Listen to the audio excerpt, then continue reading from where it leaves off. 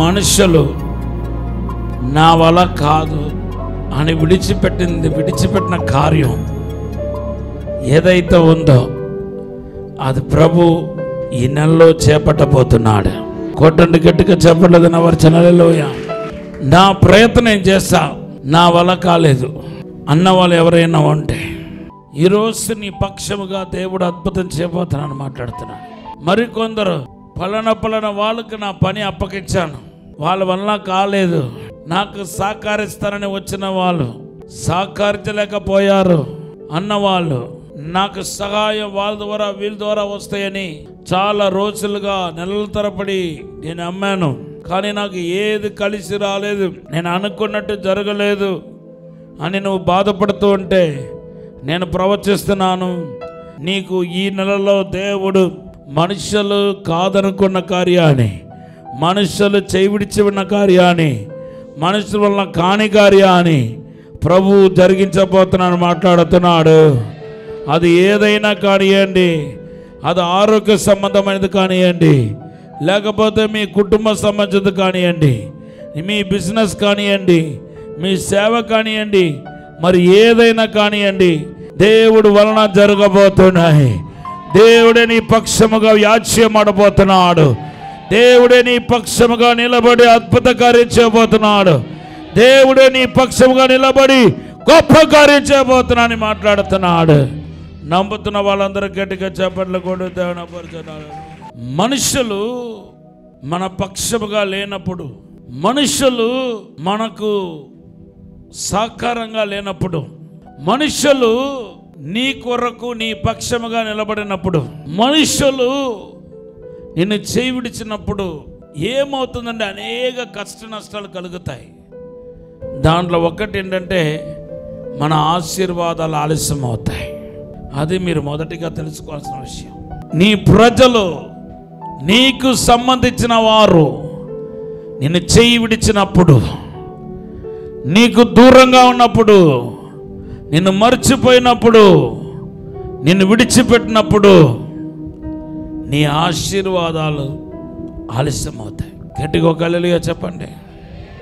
అందందుకండి మీ కొరకు ఎవరో ప్రార్థన చేస్తున్నారు.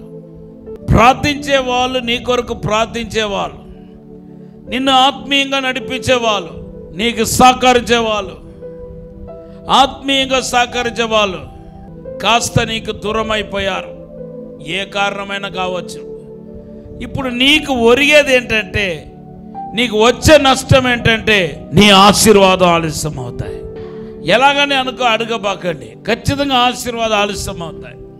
నీ పక్షముగా మనుషులు దయ లేకపోతే, if you don't have the favour of God, favour of man, the things will delay. నీ పక్షముగా దేవుడు దయ కానీ, ఈవెన్ మనుషుల దయ లేకపోతే నీ కార్యాలు ఆలస్యం అయిపోతాయి. అందుకొరకు మనం ఎప్పుడు మనుషుల దయ అందును దేవుడి దయ అందును వర్తిల్లాలా. ఈరోజు దేవుడి దయ ఉన్నా మనుషుల దయ లేదు, మరి ఏం జరుగుతాయి? The things will delay. కార్యాలు ఆలస్యం అయిపోతూ ఉంటాయి. ఖచ్చితంగా కార్యాలు ఆలస్యం అయిపోతూ ఉంటాయి. నీకెవరో ఒకరు సాయం చేస్తామన్నారు, ఇప్పుడు వాళ్ళు హ్యాండ్ ఇచ్చేశారు. ఇప్పుడు ఇంకొక మార్గము దేవుడు సరళం చేసేదాకా నీ ఒక బిడ్డ ఒక వివాహం ఏమవుతాయి చెప్పండి? నిన్ను ఒకరు ఆత్మీయంగా నడిపిస్తామన్నారు, అభిషేకములో నడిపిస్తామన్నారు, మిమ్మల్ని దేవుని సేవలో బలపరుస్తామన్నారు. ఇప్పుడు వాళ్ళు మీకు హ్యాండ్ ఇచ్చేస్తారు. ఇప్పుడు ఏమవుతాయి చెప్పండి? ఇంకొక దారి దేవుడు నీకు చూపించేదాకా నీ కార్యాలు ఏమవుతాయి అంటే ఆలస్యం అవుతాయి. ఇదే అనేక మంది జీవితంలో జరుగుతూ వస్తూ ఉన్నాయి. పరిశుద్ధాత్మ దేవుడు మాట్లాడుతున్నాడు.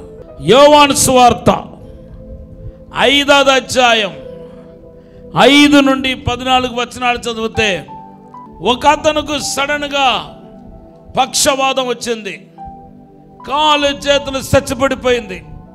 ఇప్పుడు ఆశతో అతను ఏం చేస్తాడంటే, బెతెస్దా కోనేటి గురించి విని ఆశతో ఏం చేశాడంటే, నేను కోనేటి దగ్గరికి వెళ్తాను, అక్కడ ఎప్పటికప్పుడు ఒక దేవదూతలు ఏం చేస్తున్నారు, నీళ్లను కదిలిస్తున్నారు, ఆ నీళ్ళను కదిలించినప్పుడు ఎవరో ఒకరు నాకు సహాయం చేసి ఆ నీళ్ళు దించుతారు, నేను స్వస్థత పొందుకొని కొద్ది దినాల్లోనే బయటికి వచ్చేస్తాను, బాగుపడి ఇంటికి వచ్చేస్తానని వాళ్ళ ఇంటి వాళ్ళతో చెప్పి వచ్చాడేమో. ఇప్పుడు 1 సంవత్సరం కాదు, 2 సంవత్సరాలు కాదు, ఎన్ని సంవత్సరాలు వృధా అయిపోయింది చెప్పండి? 38 సంవత్సరాలు వృధా అయిపోయింది. అతడు చెప్పిన కారణం ఏంటంటే, నన్ను నీళ్ళు దించడానికి ఎవరు లేరు, నేను దిగటానికి ముందు ఇంకొకటి దిగిపోతున్నాడు. ఈ కారణాల వలన ఈయన ఒక ఆశీర్వాదం ఎన్ని సంవత్సరాలు డిలే అయిపోయిందంటే 38 సంవత్సరాలు డిలే. అందుకొరకే మీకు చెప్పాను, ఇప్పుడు దేవుడు మనము షరతు లేకుండా మనల్ని ప్రేమిస్తాడు. యేసయ్య షరతు లేకుండా, ఒకవేళ మనమే పొరపాటు చేసినా, మనమే తప్పు చేసినా దేవుడు మనకు క్షమించి మన్నించి తన దయను, తన కృపను మీ ఎడల గణపరచుకుంటూ పోతాడు. నేను అది చెప్పట్లే, ఇప్పుడు నేను చెప్పేది ఏంటంటే మనుషుల దయ షరతుతో కూడింది. మనుషుల దయ షరతుతో కూడింది. మరి అక్కడ ఏ షరతు పెట్టారో, ఒకవేళ వాళ్ళు చెప్పి ఉంటారు, అయ్యా దేవదూతలు దిగినప్పుడు నీళ్ళైతే మేము దించుతాం, కానీ నీ ఆస్తిలో సగం మాకు ఇచ్చేయాలి, లేకపోతే మమ్మల్ని జీతానికి పెట్టుకోవాలి. ఎన్ని రోజులు నీ కోసం పడుగాపు కాసుకొని కూర్చుంటామో అన్ని రోజులు మాకు జీతం ఇవ్వాలన్నారేమో, లేకపోతే ఆస్తుల సగం ఇవ్వాలన్నారేమో, లేకపోతే నువ్వు బాగుపడితే మా ఇంటిలో పనివాడుగా చేరాలన్నారేమో, మనకు తెలియదు. లేకపోతే అబ్బాయి నీ మీద ఏదో శాపం ఉన్నట్టు ఉంది, మా వల్ల కాదు, నిన్ను వదిలేస్తాం, నిన్ను పడుగాపు కాసుకొని నీ దగ్గర కూర్చోవటం మాకు కుదరదు, మేము వెళ్ళిపోతామని సరిగా దేవదూతలు నీళ్ళు కదిలించినప్పుడు వాళ్ళు వెళ్ళిపోయారేమో. అందుకొరకు ఈయన స్వస్థత, ఈయన పొందుకోవాల్సిన మేలు ఎన్ని సంవత్సరాలు పట్టేస్తుందంటే 38 సంవత్సరాలు పట్టేస్తుంది. ఈరోజు నా మాట వింటున్న మీరు, మనుషుల వలన ఏ రకాల సమస్యలు ఎదుర్కొన్నా ఏమవుతుందంటే కృంగుదల వచ్చి మీ ఆశీర్వాదం ఆలస్యం అయిపోతా వస్తూ ఉంటాయి. నిన్ను నమ్మించు మోసం చేసేవాళ్ళు చరిత్ర భయంకరమైన చరిత్ర, హీన చరిత్ర. నీతో మంచివాళ్ళ వలె, మంచిదాని వలె నటిస్తూ నిన్ను నమ్మించి నిన్ను మోసం చేసే వారి యొక్క హీన చరిత్ర మీ ఎవరికి ఉండకూడదని ప్రభు పేరిట మనం చేస్తున్నాను. సహాయం చేస్తామని వచ్చి కొంతమంది ఏం చేస్తారు తెలుసా? పక్కనే ఉండి గొయ్యి తీస్తూ ఉంటారు. ఆ గొయ్యిలో మీరు పడతారో లేదో కానీ వాళ్ళు మాత్రం ఖచ్చితంగా పడతారు. ఎందుకంటే బైబిల్లో రాయబడి ఉంది, తామే తవ్వించిన గొయ్యిలో తామే పడతారని రాయబడి ఉంది. వాళ్ళు యోచించిన బలత్కారము వాళ్ళు దండెత్తి వారి మీదకి వచ్చునని రాయబడి ఉంది. హామాను ఎవరికి విరోధంగా గొయ్యి తీశాడు? యూదులకు విరోధంగా గొయ్యి తీశాడు. మొద్దుకాయ కోసం, మొద్దుకాయ వెనకాల ఉన్న యూదులందరి కోసం గొయ్యి తీశాడు. ఎంత పెద్ద గొయ్యి తీశాడంటే వాళ్ళందరినీ ఒక కర్ర మీది వేలాడపెట్టి చంపాలనుకున్నాడు, లైక్ సిలువ వేసి చంపాలనుకున్నాడు. రేపు అందరూ ఉరివేయబడబోతుండగా, అందరు చంపబడబోతుండగా ఒక రాత్రికి రాత్రియే దేవుడు ఏం చేశాడంటే చరిత్రను మార్చి, హామాను ఏ గొయ్యి అయితే మొద్దుకాయకిని యూదులకిని అనగా దేవుని సేవించే వారికి విరోధంగా గొయ్యి తీశాడో ఆ గొయ్యిలోనే పడి సచ్చాడు. కొట్టండి గట్టిగా, చెప్పలేదు నపరచండి. హల్లెలూయా. 2 ప్రార్థన ఈరోజు మీ కొరకు చేస్తున్నాను.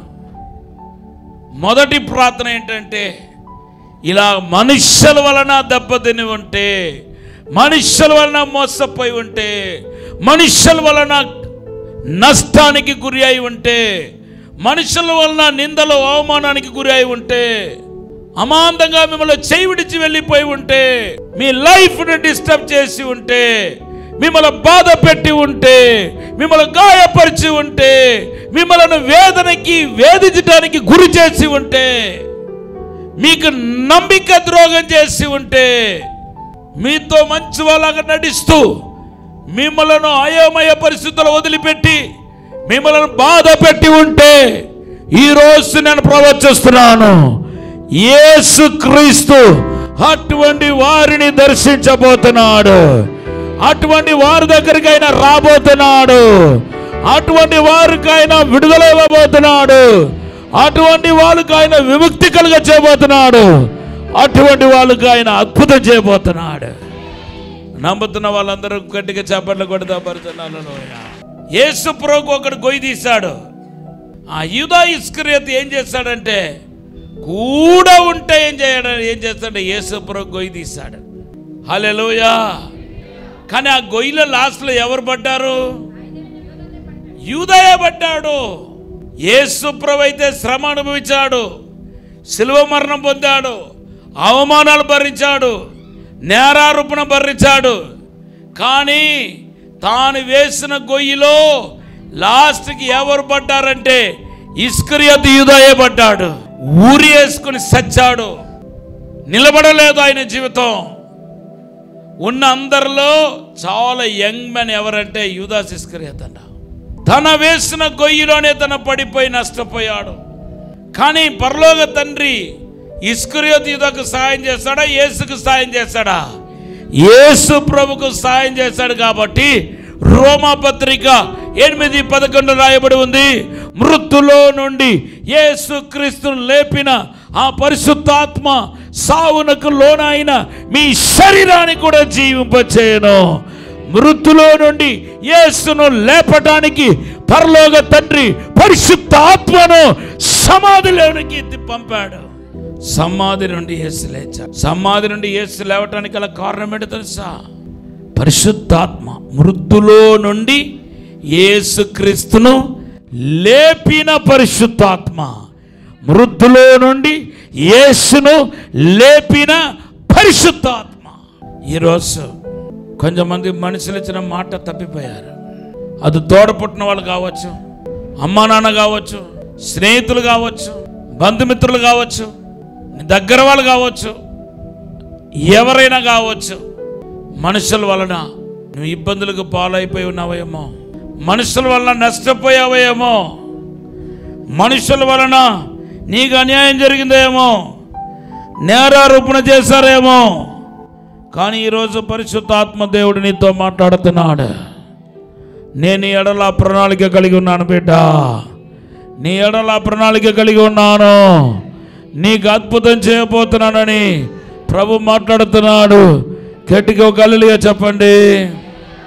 2 కొరింథీ పత్రిక 11వ అధ్యాయం 19 నుండి దగ్గర 30 వచనాల దాకా మీరు చూస్తే పౌలు ఎన్ని రకాలుగా మనుషుల వలన బాధలకు ఇబ్బందులకు గురి అయ్యాడో మాట్లాడుకుంటూ వస్తున్నాడు. మామూలు బాధలు కాదు, అన్ని రకాల ఒత్తిడి, అన్ని రకాల వేదన, అన్ని రకాల బాధలు, నిందలు, అవమానాలు. బహుశా ఒక అపోస్తలుడుగా పిలువబడిన వాడు ఇటువంటి నేరాలు, నిందలు, అవమానాల నుండి వెళ్ళాల్సిన తప్పదేమో. అందుకొరకే ఈ విధంగా నలగొట్టబడ్డాడని నేను అనుకుంటున్నాను. చూడండి, 2 కొరింథీ పత్రిక 11వ అధ్యాయం 23వ వచనం నుండి చదువుతాం. వారు క్రీస్తు పరిచారకుల వెర్రివాని వలె మాట్లాడుచున్నాను. నేనును మరి ఎక్కువగా క్రీస్తు పరిచారకుడను, మరి విశేషముగా ప్రయాసపడి తిని, మరి అనేక పర్యాయములు చెరసాలలో ఉంటిని. అనేక పర్యాయములు చెరసాలలో వేశారు.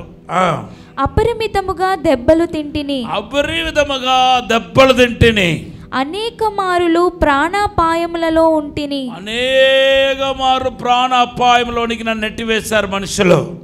యూదుల చేత 5 మూరలు, 5 మూరలు, ఒకటి తక్కువ 40 దెబ్బలు తింటిని. 40 దెబ్బలు 30 × 4 అన్నమాట. 39 × 5 సార్లు కొట్టబడ్డాడంట. ముమ్మారు బెత్తములతో కొట్టబడి, బెత్తములతో కొట్టబడ్డాడు. ఒకసారి రాళ్లతో కొట్టబడి, ఒకసారి రాళ్లతో కొట్టారు. ఎవరిని కొట్టారు? పరిశుద్ధ పౌలు ఏ నేరం చేస్తాడు? ఎవరికి అన్యాయం చేస్తాడు?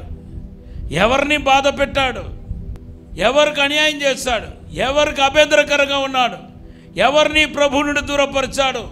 లేదే. ఆయన తన జీవితాన్ని ధారపోసాడు. క్రీస్తు ఒక సువాసన ప్రపంచమంతా వ్యాపించాలని ఒక ఉన్నతమైన ఉద్దేశంతో తన శరీరాన్ని తానే నలగొట్టుకున్నాడు. నిత్యము సువార్త కోసం పరిగెత్తాడు. అనేక మంది బాగుపడాలనే ఆలోచన ఆయన హృదయంలో ఎప్పుడు మెదులుతూ ఉండేది. అటువంటి మంచి ఉన్నతమైన అభిషేకం కలిగిన పౌలుని ఇంత బాధ పెడతారా అన్నట్టుగా మనము ఇంత బాధ పెడతారని అనిపిస్తుంది. తర్వాత ముమ్మారు ఓడ పగిలి శ్రమపడి తిని, ఒక రాత్రింపగళ్ళు సముద్రములో గడిపి తిని, అనేక పర్యాయములు ప్రయాణములలోనూ, నదుల వలనైన ఆపదలలోనూ, దొంగల వలనైన ఆపదలను, నా స్వజనుల వలనైన ఆపదలలోనూ, అన్యజనుల వలనైన ఆపదలలోనూ, పట్టణములో ఆపదలలోనూ, అరణ్యములో ఆపదలలోనూ, సముద్రములో ఆపదలలోనూ, కపట సహోదరుల వలని ఆపదలలోనూ ఉంటిని. ప్రయాసముతోనూ కష్టములతోనూ, తరచుగా జాగరణములతోనూ, ఆకలి దుప్పులతోనూ, తరచుగా ఉపవాసములతోనూ, చలితోనూ, దిగంబరత్వముతోనూ ఉంటిని. ఇంకనూ చెప్పవలసినది అనేకములున్నవి. ఇంత బాధ వేదనని చెప్పిన తర్వాత ఇంకేమంటున్నాడు? ఇంకా చెప్పాల్సినవి చాలా ఉన్నాయి అంటున్నాడు. ఇంకా చెప్పాల్సినవి చాలా ఉన్నాయి అంటున్నాడు. పౌలు పరిశుద్ధ పౌలులాగా కాకపోయినా ఆయన పడిన శ్రమలు రవంతా మా జీవితంలో కూడా చాలా కనపడుతున్నాయి. ఇది చదువుతున్నప్పుడులా నేను అలాగే అనుకుంటాను. కొంతమంది తెలిసి బాధ పెడతా ఉంటే, కొంతమంది తెలియక బాధపడతా ఉంటారు. తెలియక కొంతమంది బాధ పెడితే, తెలిసి బాధ పెట్టేవాళ్ళు, నిందించేవాళ్ళు, అవమానించే వాళ్ళు ఉన్నారు. దేవుని బిడ్డలారా, ఇంతటి బాధని ఎదుర్కొన్న పౌలు దగ్గర ప్రభు ఏ వాగ్దానం పలికి ఉంటాడని మీరు అనుకుంటున్నారు? ఇలా దేవుడితో చెప్పి ఉంటాడు, ముమ్మార్లు కొట్టబడ్డాను, రాళ్ళతో కొట్టబడ్డాను, నన్ను ఎరిగిన వారు, నిన్ను ప్రేమించిన వారు నన్ను అగ్నిలో పడేశారు, నన్ను బాధ పెట్టారు, కాల్చారు, కొట్టారు, తరిమారు అని యేసు ప్రభు చూసి చెప్పి ఉంటాడు. అప్పుడు ఏ వాగ్దానం ప్రభు వారు పలికి ఉంటాడు? గ్యారంటీగా నువ్వు అగ్నిలో దాటినను కాలిపోవు, నదులు దాటినను మునిగిపోవని ప్రభు పలికి ఉంటాడు. కొట్టండి గట్టిగా, చెప్పండి దినపరచండి. హల్లెలూయా, హల్లెలూయా. చూడండి ఒక్కసారి 43 చదవండి. యెషయా గ్రంథం 43:2. నీవు జలములలో బడి దాటునప్పుడు, నువ్వు జలములో బడి దాటినప్పుడు నేను నీకు తోడైయుందును, నేను నీకు తోడై ఉందును. నదులలో బడి వెళ్ళినప్పుడు, నదులో బడి వెళ్ళినప్పుడు అవి నీ మీద పొర్లి పారవు, అవి నీ మీద పొర్లి పారదు. నీవు అగ్గి మధ్యను నడుచునప్పుడు కాలిపోవు, జ్వాలలు నిన్ను కాల్చవు. ఈ వాగ్దానమే ప్రభు పలికి ఉంటాడు. ఈరోజు పరిశుద్ధాత్మ దేవుడు మీతో మాట్లాడుతున్నాడు. పరిశుద్ధ పౌలే మనుషుల వలన అనేక రకాల ఇబ్బందులకు, బాధలకు, కష్టాలకు, మానసిక ఒత్తిళ్లకు, దెబ్బలకు, గాయాలకు గురి అయి ఉంటే నీకు అటువంటి సమస్య రాదని నువ్వు అనుకుంటున్నావా? వచ్చింది. నువ్వు కూడా మనుషుల వలన ఇబ్బంది పడుతున్నావు. కన్న కొడుకుల వలన కొంతమంది ఇబ్బంది పడుతూ ఉన్నారు. కట్టుకున్న భర్త చేత, భార్య చేత బాధపడుతున్న వాళ్ళు ఉన్నారు. తోడ పుట్టిన వాళ్ళ వలన ఎన్నో నష్టపోయారు.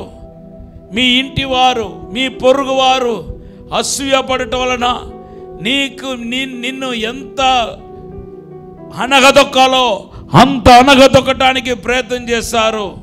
నిన్ను అన్ని రకాలుగా బాధపడ్డారు, గాయపరిచారు. కానీ ప్రభు చెప్తున్నాడు, అగ్నిలో నడిచిన కాలిపోవు, నదులు దాటును మునిగిపోవు, ఎందుకంటే నేను నీతో కూడా ఉంటాను. ఎలాగైతే మనుషుల సహాయాన్ని పోగొట్టుకొని ఎప్పుడు బాగుపడాల్సిన వ్యక్తి 38 సంవత్సరాలు బాగుపడటానికి టైం పట్టిందో, అలాగని ఆశీర్వాదం ఆలస్యం అవుతుందేమో, నీ యొక్క కృపావరాలు ఆలస్యం అవుతుందేమో, నీ ఫైనాన్షియల్ బ్లెస్సింగ్ ఆలస్యం అవుతుందేమో, దేవుడు నీకు అద్భుతం చేయబోతున్నాడు. నమ్ముతున్న వాళ్ళందరికంటే ఒక హల్లెలూయా చెప్పండి. ఎన్నోసార్లు ఇతను తన బంధువులకు చుట్టాలకు కౌరు పెట్టి ఇలా చెప్పి ఉంటాడు, నాకు ఒక సీక్రెట్గా నాకు ఒక వార్త వచ్చింది. రేపండా ఉదయకాల 8 గంటలకంట దేవదూత వచ్చి నీళ్ళని కదిలించబోతుందంట. దయచేసి నేను కాలు మొక్కుతా, రేపు నువ్వు 7 గంటలకే వస్తే నన్ను నీళ్లు కదిలించినప్పుడు, దేవదూత నీళ్లు కదిలించినప్పుడు నన్ను నీళ్ళు దించేస్తే నేను 10-15 సంవత్సరాలుగా బాధపడుతున్నాను. ఇప్పుడు స్వస్థత పొందుకొని నా భార్య బిడ్డలతో సంతోషంగా ఉంటానని ఆయన ఎన్నోసార్లు చెప్పి ఉండొచ్చేమో. వాళ్ళు కూడా ఎందుకయ్యా మేము ఉన్నాం కదా, ఒకరు కాదు 4 తీసుకొస్తా, జాగ్రత్తగా నేను నీళ్ళు దించేస్తాం. దేవదూతలు నీళ్ళు కదిలించినప్పుడు జాగ్రత్తగా నేను నీళ్ళు దించేస్తాం, ఏం కంగారు పడకో, మేమున్నాం కదా అని దొంగామిలిచ్చి ఉండొచ్చు. హల్లెలూయా. అలా ఎన్నిసార్లు ఇతను మోసపోయాడో కదా. కానీ ఒకటి రెండో సత్యం చెప్తున్నాను వినండి. మనుషుల చేత మోసగించబడిన వారికి కీడును కూడా దేవుడు మేలుగా చేస్తాడు. ఎస్, కీడును కూడా మేలుగా చేస్తాడు. నువ్వు మనుషుల చేత దెబ్బతిని ఉంటే, గాయపరచబడి ఉంటే, ఆ కీడును కూడా దేవుడు మేలుగా చేస్తాడు. గట్టిగా హల్లెలూయా చెప్పండి. దేవదూత ద్వారా స్వస్థత పొందిన వాళ్ళందరూ దేవదూతలతో మరలా కనెక్షన్ పెట్టుకోవటం కుదరదు, సవాసం చేయటం కుదరదు. కానీ యేసు ద్వారా స్వస్థత పొందుకున్న వాళ్ళందరికీ మళ్ళీ యేసుతో సవాసం ఏర్పడతాయి. దానికి ఉదాహరణమే యోహాను సువార్త 5వ అధ్యాయం 9వ వచనంలో అతను స్వస్థత పొందాడు. 14వ వచనంలో మరలా యేసు ఆయన్ని కలుసుకున్నాడని పరిశుద్ధ గ్రంథంలో రాయబడి ఉంది. కొట్టండి గట్టిగా చెప్పండి, దినపరచండి. హల్లెలూయా.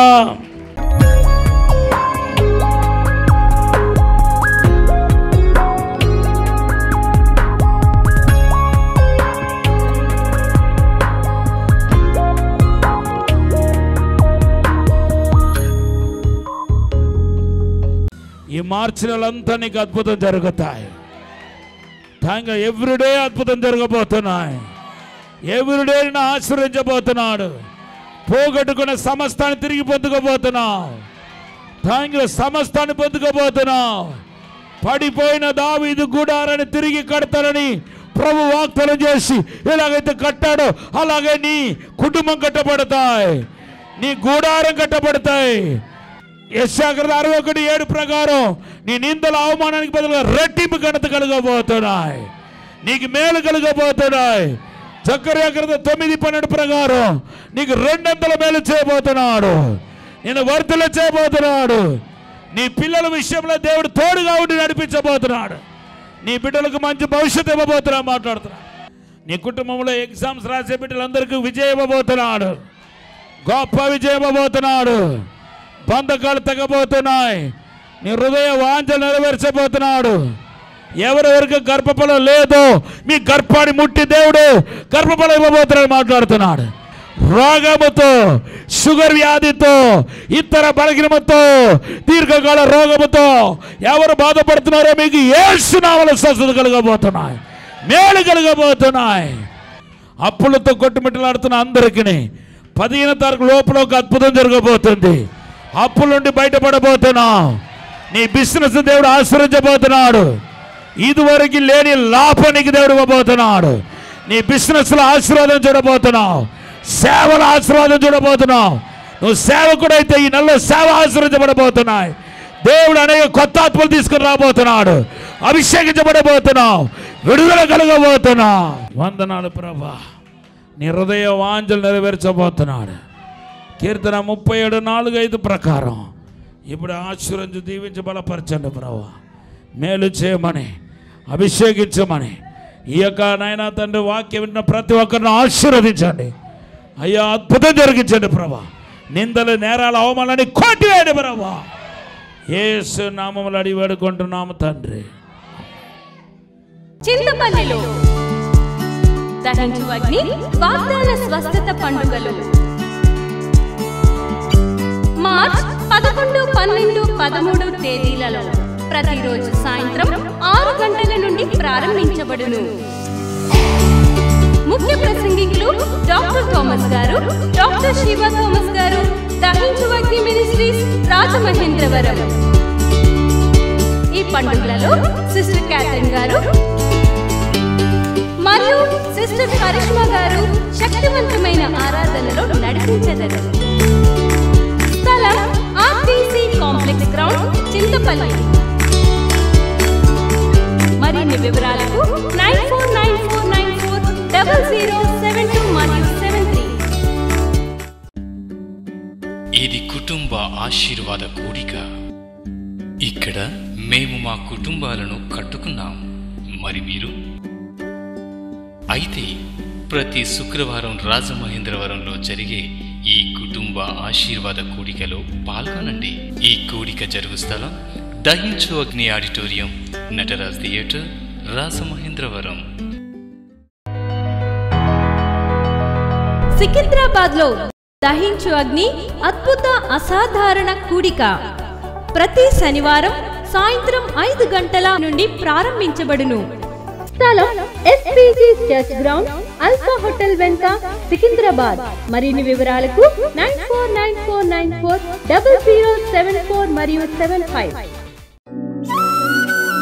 రాజమహేంద్రవరంలో దహించు అగ్ని అభిషేక ఆదివారపు ఆరాధన ఇప్పుడు ప్రతి ఆదివారం ఉదయం 9:30 నుండి ప్రారంభించబడును. తప్పక పాలు పొందండి, దైవిక ఆశీర్వాదం పొందండి. స్థలం దహించు అగ్ని ఆడిటోరియం, నటరాజ్ థియేటర్, రాజమహేంద్రవరం. మీ ప్రార్థన అవసరతలకు 9494940072 మరియు 73. ఈ టీవీ కార్యక్రమాన్ని చూసి ఆశీర్వదించబడినట్లయితే దహించు అగ్ని టీవీ పరిచర్యకు మరియు బ్లెస్సింగ్ ల్యాండ్ కు సహకరించండి. Dahinchu Agni trust current account number 357222444370, State Bank of India main branch, Rajamahendravaram. My address doctor Thomas, Dahinchu Agni ministries, తుమ్మలోవా, Rajamahendravaram.